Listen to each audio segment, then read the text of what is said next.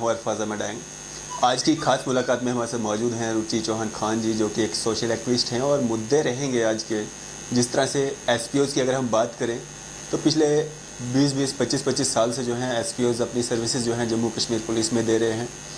और daily wagers की बात करेंगे, सेल्फ हेल्प ग्रुप इंजीनियर्स की बात करेंगे। मैम, स्वागत है आपका न्यूज़ शेयर इंडिया में। Thank you Arfaz. Ruchi ma'am, जिस तरह से अगर हम एसपीओज़ की बात करें तो जम्मू कश्मीर पुलिस में जो हैं एसपीओज़ अपनी एक अहम भूमिका निभाते आ रहे हैं। हर जगह पे, हर इनकाउंटर में, हर जगह पे अपना सीना ताने वो रहते हैं, अपनी जानें गंवाते हैं, लेकिन उन्हीं के साथ कहीं ना कहीं बेइंसाफ़ी होती आ रही है। क्या कहना चाहेंगे?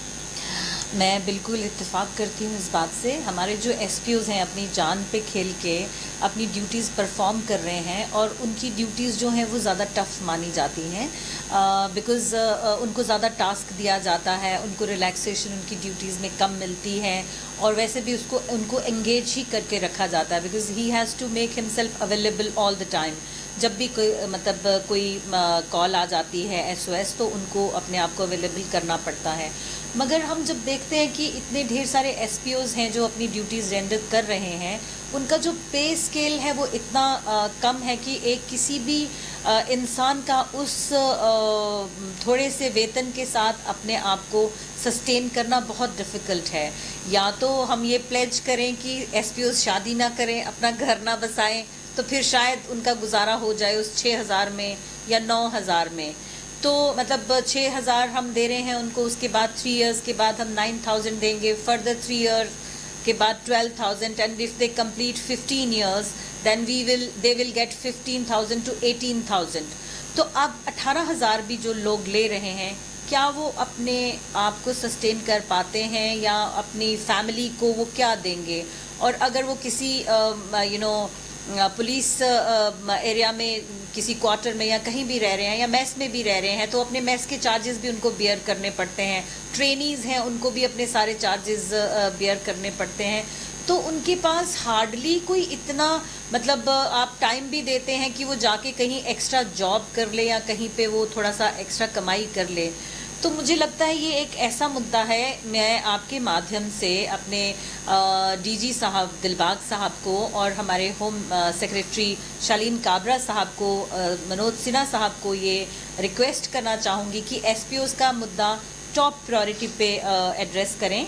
और इसके साथ ही मतलब जब हम उनका ये मुद्दा एड्रेस करेंगे तो उनमें उनको प्रोत्साहन मिलेगा और लोग आगे आएंगे, क्योंकि वो ड्यूटीज़ कर रहे हैं। हमारी पुलिस जो है एक रिच ऑर्गेनाइजेशन मानी जाती है बिकॉज़ एक बार मैंने गवर्नमेंट ऑफ इंडिया को पुलिस मार्टियर्स एंड उनके बच्चों के लिए एक प्रोजेक्ट भेजा।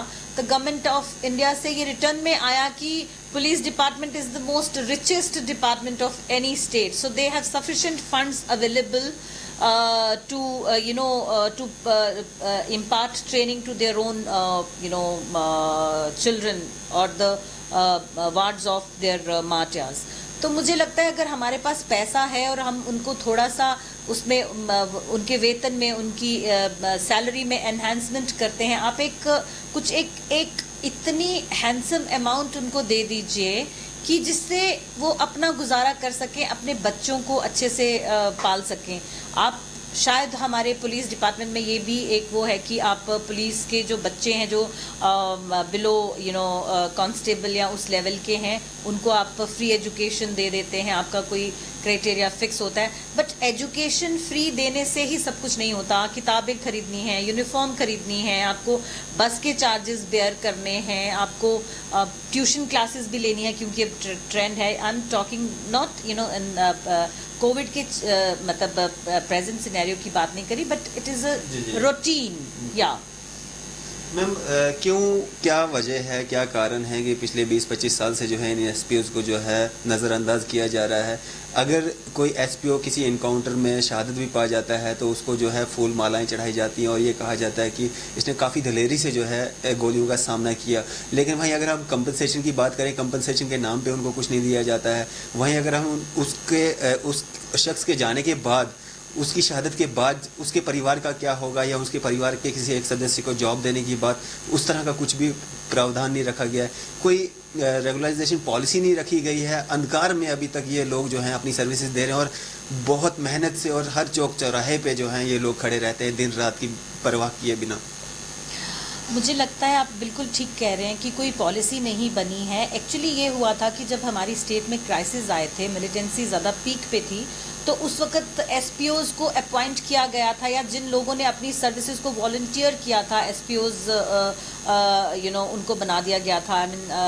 उन्होंने अपनी सर्विसेज वॉलंटियर की थी, तो इसकी कोई फॉर्मल रिक्रूटमेंट नहीं हुई थी। तो पॉलिसी तब बनती है जब कोई फॉर्मल रिक्रूटमेंट होती है। तो अगर आपने इतनी बड़ी फौज खड़ी कर ली एसपीओज़ की विदाउट एनी रिक्रूटमेंट पॉलिसी, तो अभी तक पॉलिसी बना लेनी चाहिए थी।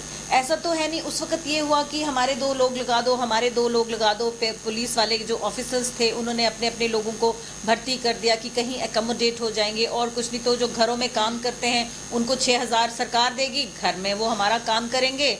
तो ऐसा भी होता है, और आपको पता है ऐसा बहुत जगह ऐसा आप देखने को मिल रहा है। I can give you an number of examples.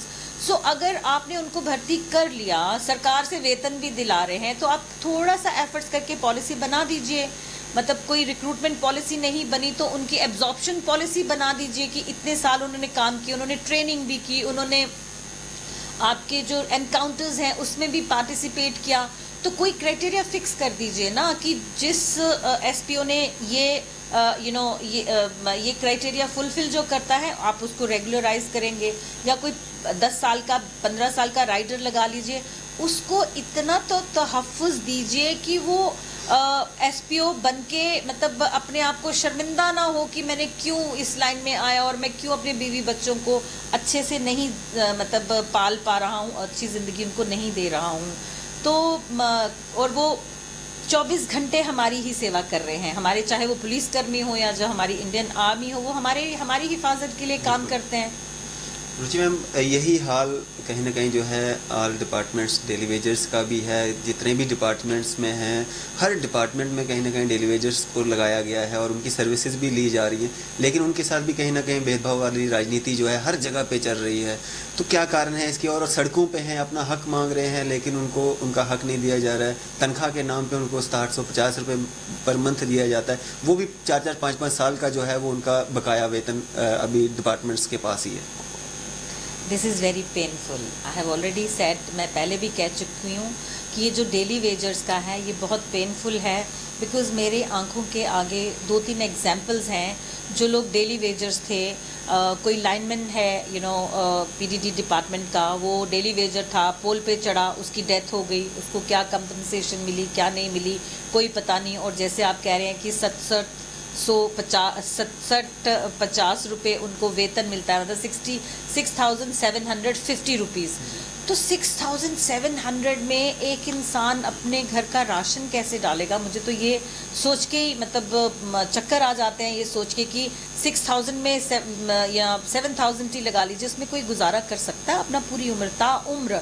और जो 30-30 साल से अपनी सर्विसेज दे रहे हैं, this is very painful and I think it is happening only in our state, in our JNK, और कहीं ये नहीं हो रहा होगा। कोई तो डेली वेजेस के लिए पॉलिसी बनी होगी। हम लोग इतना हैपेजडली काम करते हैं, कोई भी चीज़ हमारी मेटिकुलस नहीं है, ऑर्गेनाइज्ड वे में नहीं जाती है। मतलब हर तरफ कोहराम मचा हुआ है, हो हल्ला मचा हुआ है। यूथ है तो वो इतना स्ट्रेस में है, डेली वेजर अपना रो रहे हैं बेचारे, एसपीओज़ हैं तो वो रो रहे हैं। हमने आज तक अपने लोगों को कोई भी ऐसे राहत के लिए जिसमें सारे एरियाज कवर हों, चाहे वो डेली वेजर्स हो, एसपीओज़ हो, यूथ हो, राहत के लिए हमने बहुत कम काम किया है। मुझे लगता है दिस इज़ हाई टाइम कि मनोज सिन्हा जी को ये सारे इश्यूज़ को टेकअप करके मुझे लगता है कोई पॉलिसी एक बनानी चाहिए है। I am shock to know कि के शर्मा जी ने अभी जो अपना वो सबमिट किया है एक डॉक्यूमेंट, उसमें it is not youth friendly, उसमें यूथ को तो कुछ दिया ही नहीं है आपने। आप किस बेस पे काम कर रहे हैं, आप क्या काम कर रहे हैं, आप क्या स्टडी कर रहे हैं, आपका माइंडसेट क्या है, आपकी पॉलिसीज क्या हैं? अगर आप यूथ फ्रेंडली नहीं हैं तो you can not grow. We are a young nation, we are a young state, हमारे पास मोर देन 60% जो पॉपुलेशन है हमारी, that is youth, that is young. तो हम उन्हीं को नहीं साथ लेके चल रहे हैं तो कोहराम तो मचेगा। चाहे देखिए, आप देखिए कश्मीर में कितना अनरेस्ट है। हम तो जम्मू वाले फिर भी बेटर हैं, हमारे पास और मींस है, मतलब हमारे पास सर्दियों में हमारे पास कोई इतना ये नहीं रहता कि हमारी जो टाइज हैं रेस्ट ऑफ द कंट्री से स्नैप ऑफ हो जाती हैं, बर्फ़ गिर जाती है तो रास्ते बंद हो जाते हैं, हमारे ट्रांसपोर्टेशन फैसिलिटीज़ हमारे पास हैं, हमारे 2G या मतलब इंटरनेट के नाम पे भी हमारे को थोड़ा सा राहत मिल जाती है। मगर कश्मीर में तो और भी ज़्यादा अनरेस्ट है। तो मुझे लगता है कि हमने यूथ का इशू ज़रूरी एड्रेस करना है। यूथ की इंटीग्रेशन के बगैर हम बिल्कुल मूव नहीं कर सकते हैं। And I have brought few points in the notice of lieutenant governor साहब, हु इज़ काइंड एनफ कि उन्होंने मेरे सारी बातों को बहुत तवज्जो दे के सुना और मुझे ये कहा कि आप एक रोड मैप बनाइए, आप बताइए क्या चाहती हैं कि कैसे इंटीग्रेशन करनी है। मुझे लगता है कि हमें जम्मू कश्मीर के यूथ को इंटीग्रेट करने के लिए मतलब बहुत काम करना है। And we all should work together. And ये SPOs का और ये जो आप मुझे डेली वेजेस का कहते हैं, it is a very emotional topic for me, because मैं ऐसा तसव्वुर भी नहीं कर सकती हूँ, इमेजिन भी नहीं कर सकती हूँ कि वो इंसान जो 30 साल से काम कर रहे हैं या SPOs जो इतनी टफ सर्विसेज दे रहे हैं, उनके लिए हम 2 वक्त की रोटी भी मतलब मुहैया नहीं करवा पा रहे हैं। It is very shameful. Ruchi ma'am, बात करेंगे हम जिस तरह से जम्मू कश्मीर जो एक स्टेट हुआ करती थी, स्टेट को तोड़ के जो है UT में तब्दील किया गया और बड़े बड़े दावे किए गए कि डेवलपमेंट होगी, लोगों को रोज़गार मिलेंगे। वहीं अगर हम सेल्फ हेल्प ग्रुप्स की बात करें, जो खुद से जो इंजीनियर्स खुद से काम करके अपना जो घर चलाया करते थे, उसको अबॉलिश कर दिया गया, उनको बेरोज़गार कर दिया गया। इसके पीछे क्या मंशा है? क्या जम्मू कश्मीर की सरकार कथनी और करनी में बहुत अंतर दिखता है ऐसे सब जो निर्णय लिए जाते हैं जम्मू कश्मीर के हित में? अल्फाज ऐसा है कि ये जो आपने सेल्फ हेल्प ग्रुप्स की बात की है इंजीनियर्स की, वो मैंने इंजीनियर्स से खुद बात की है। हमने एक जूम मीटिंग भी की है मैंने इनके साथ, और जम्मू और कश्मीर सबके सब इंजीनियर्स मतलब हमारे साथ राब्ते में आए और मैंने इनसे पूछा कि रीज़न क्या था, क्यों किया आपको एबॉलिश क्यों किया गया, सेल्फ हेल्प ग्रुप्स को डिसबैंड क्यों की गई आपका ये जो सर्विसेज थी। तो I spoke to the all the concerned authorities, right from the chief engineers to everybody. तो जो मुझे इनपुट मिली थोड़ी सी, मतलब सबने तो ये कहा कि ये बहुत अच्छा काम कर रहे थे और काम करके दे रहे थे, और हमारे पास अगर इतने रिसोर्सेज नहीं थे तो हम 30% ऑफ द वर्क हम सेल्फ हेल्प ग्रुप्स को दे देते थे, जो कि एक बहुत अच्छा काम किया था। जिस गवर्नमेंट ने भी ये टेकअप किया था कि आपको सेल्फ हेल्प ग्रुप बना के दे दिए गए, 30% का काम जितना भी आपके पास है कंस्ट्रक्शन का हो गया या जिस भी डिपार्टमेंट में वो काम करते थे, वो 30% काम उनको जाता था। मतलब उसकी टेंडरिंग वगैरह जो भी होती थी, जितने भी प्रोसेसेस इनिशिएट होते थे, वो इंजीनियर्स करते थे सेल्फ हेल्प ग्रुप बना के, और वो अच्छा काम कर रहे थे। इस बात की सबने पुष्टि की है। कहीं से ये एक इनपुट आई कि हो सकता है कि उनको इसलिए डिसबैंड कर दिया गया, इसलिए एबॉलिश कर दिया गया कि वो आउटसोर्स करते थे। Here I would like to say कि अगर आउटसोर्स करने को वो इतना बड़ा ऑफेंस मान रहे हैं, तो हमारे जो PSUs हैं, जैसे हिंदुस्तान कंस्ट्रक्शन कंपनी है, या मतलब बड़ी बड़ी कंपनीज लाइक गेमन है, या और जो कंपनीज आई हैं जो हमारी कंस्ट्रक्शन की कंपनीज हैं, इंडिया की PSUs हैं, वो क्यों अपना काम आउटसोर्स करते हैं? फिर तो वो भी आउटसोर्सिंग एक ऑफेंस माना जाना चाहिए है। अगर आउटसोर्सिंग की वजह से आपने इनको डिसबैंड किया है, it is a very wrong decision.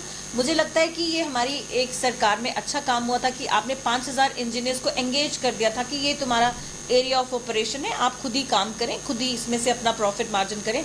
और मैं ये कहती हूँ कि मुझे लगता है कुछ एरियाज़ में ऐसा ज़रूर हुआ होगा, कुछ इंजीनियर्स ने इसको आउटसोर्स किया होगा, बिकॉज हो सकता है वो काम उनकी रेंज का ना हो, या उनके उनके फील्ड का ना हो, तो वो काम उन्होंने किसी को आउटसोर्स किया होगा। हर एक इंसान ये चाहता है, यार मैं इसमें ये काम मैं खुद करके इसमें 2 पैसे खुद ज़्यादा बचा लूँ, जब वो खुद अपने हाथ से पेमेंट्स करता है, खुद अपने हाथ से काम करवाता है, उसको एक जॉब सेटिस्फेक्शन भी होती है। घर बैठ के कोई भी अपनी मतलब आराम से बैठ के कोई ये नहीं करना चाहता। वो लोग इंजीनियर्स जो जितने भी बच्चे हैं हमारे, वो कितने सालों से काम करते। मुझे लगता है सेल्फ हेल्प ग्रुप 2003 में आया था, which was very good decision. तो अब ये हुआ। और दूसरे जो हमारे इंजीनियर्स हैं, जो ऑल इंडिया JNK के जितने भी हमारे अनएम्प्लॉयड इंजीनियर्स हैं, उनके साथ भी हमारी बात हुई। He says that more than 1 lakh engineers are unemployed in JNK, so which is a huge number. अब जो 1 लाख से ज़्यादा इंजीनियर्स अनएम्प्लॉयड हैं, वो शायद भटनागर साहब से मिले हैं, और it was headed by Shubham Abrol, who is the president of unemployed engineers association of JNK। तो उनको कुछ आश्वासन दिया गया है और कहा गया है कि हम कुछ जॉब्स एडवर्टीज़ करने वाले हैं। तो अगर ये ऐसा हो जाता है तो it will be a very positive step. और ये भी कहा जा रहा है कि ये जो जितने भी डिपार्टमेंट्स हैं वो भटनागर साहब के पास ही हैं, PWD एंड PHE। तो इसी में ज़्यादा एब्जॉर्प्शन है। I think 90 to 95% absorption engineers की इन्हीं डिपार्टमेंट्स में है। तो आई विश कि अच्छी सी पॉलिसी कुछ बने और कुछ अच्छा सोल्यूशन लेके हमारे भटनागर साहब आएँ, और हमारे LG साहब भी इस बात पे थोड़ा सा रुजू रखें कि क्या हो रहा है, जो कि वो आई एम श्योर कि वो रख रहे हैं। और हमने भी अपने माध्यम से उनको एक छोटा सा ईमेल डाला है कि इस बात पे आप थोड़ा सा ध्यान दें, क्योंकि मेरा फ़र्ज़ बनता है कि मैं यूथ की बात, अनएम्प्लॉयड यूथ की बात लूँ। बट नाउ आई थिंक कि मुझे अब फोकस थोड़ा सा अपना डेली वेजेस और SPOs के लिए भी करना पड़ेगा। मुझे लगता है कि हम अथॉरिटीज़ और प्रॉपर चैनल तक अगर हम ये बात पहुंचा देते हैं, प्रॉपर चेयर तक, तो वो चेयर के नोटिस में बात आ जानी चाहिए है। मतलब अगर आप सोचें कि मैं यहाँ पे बैठी हूँ और मैं कमरे में बैठ के बात कर रही हूँ, आप मुझसे सवाल पूछ रहे हैं, तो ये बात यहीं पे ख़त्म हो जाएगी, तो मेरी बात किसी तक पहुँचेगी, तो ऐसा होगा नहीं। जब तक कि मैं यहाँ से कुछ कहीं लिख के किसी कहीं मैं राइट क्वार्टर्स में ये अपनी बात पहुँचाऊँ, तब तक ये बात कहीं पहुँचती नहीं है। तो मुझे लगता है कि हम सबको इतनी अवेयरनेस होनी चाहिए है, इंजीनियर्स को भी बार बार अपना ये पॉइंट उठाना चाहिए है। सिर्फ जो हमारे बेचारे डेली वेजर्स हैं वो प्रोटेस्ट तो कर रहे हैं, मगर वो प्रोटेस्ट करके कुछ पा लेंगे। आई विश कि वो अपनी उनकी आवाज़ वहाँ तक पहुँचे, मगर हमें उनके साथ आवाज़ ज़रूर मिलानी चाहिए है, मैं ये कहना चाहूँगी। मैम, क्या मैसेज देना चाहेंगे आप आम जनता के लिए और SPOs या daily wagers, self help group के इंजीनियर्स के लिए भी? मुझे लगता है कि हम सबको एकजुट होकर अपनी आवाज़ राइट क्वार्टर्स तक पहुंचानी चाहिए है, और अपने हक के लिए हमें ज़रूर खड़ा होना चाहिए है कि हम किसी और के सर पे ये नहीं बैठे रहने चाहिए कि वो हमारी बात कर रहा है तो हम घर में आराम से बैठेंगे। मुझे लगता है कि थोड़ा सा एफर्ट्स उनको खुद भी करना चाहिए है। अपना पूरा एक डेटाबेस तैयार करें, कितना काम उन्होंने किया है, कितनी सर्विसेज उनकी हो चुकी हैं, क्या क्या आपको लेकुनाज नज़र आते हैं, क्या क्या फ्लॉज हैं सिस्टम में, कहाँ कहाँ आपकी एब्जॉर्प्शन हो सकती है।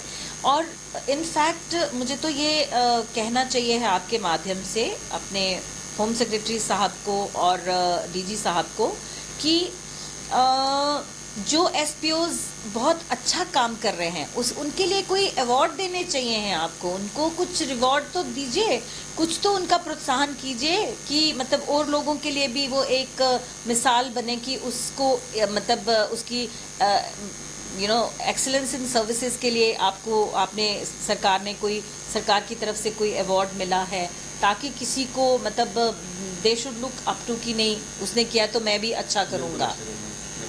जी चलो, शुक्रिया मैम हमारे साथ बातचीत करने के लिए, अपना कीमती समय देने के लिए। ये थे हमारे साथ रुचि चौहान खान जी, जो कि एक सोशल एक्टिविस्ट हैं, जिन्होंने SPOs, daily wagers, all department daily wagers और सेल्फ हेल्प ग्रुप के इंजीनियर्स जो कि बेरोज़गार हो गए हैं, उन पे हमारे साथ चर्चा की और अपने व्यूज़ हमारे साथ साझा किए। मैं अरफाज अहमद डैंग, न्यूज़ इंडिया के लिए कैमरामैन शाहनवाज के साथ।